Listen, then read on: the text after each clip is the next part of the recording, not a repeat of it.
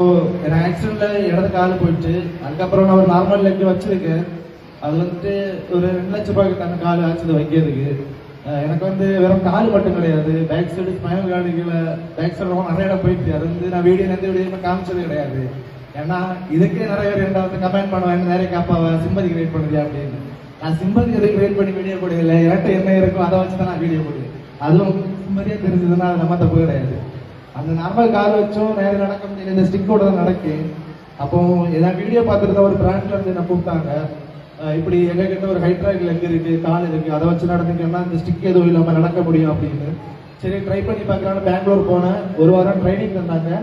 ட்ரைனிங்ல அந்த காலை வச்சு நார்மலாக இந்த ஸ்டிக் இல்லாமல் நான் முன்னாடி நடந்த மாதிரி நடந்த 3 வருஷத்துக்கு முன்னாடி நடந்த மாதிரி நடந்த 1 வாரம் நடந்தேன். அப்போ அதை நடந்து பார்த்தப்போ மனசு வருது, அந்த கால் வாங்கிட முடியாதா அப்படின்னு. அதுக்கு வந்து 8,22,000 எஸ்டிமேட் தந்துருக்கணும். அது எப்படின்னா நான் இப்போ ஒரு கஷ்டத்தில் இருக்கேன், உங்களால் முடிஞ்ச ஒரு ஹெல்ப் என்ன பண்ணுங்க. என்னோட காலோட டீட்டெயிலு பேங்க் டீட்டெயில் நான் ஸ்க்ரீனில் குடிக்கேன். இந்த வீடியோ பற்றி உங்களால் ஹெல்ப் பண்ண முடியலன்னா கூட ஒரு ஹெல்ப் பண்ணி ஒருத்தங்க கிட்ட இந்த வீடியோ ஷேர் பண்ணுங்க முடிஞ்ச வரைக்கும். அப்போ எனக்கு ஹெல்ப் பண்ண இனி ஹெல்ப் பண்ண போகிற எல்லாருக்குமே ரொம்ப நன்றி.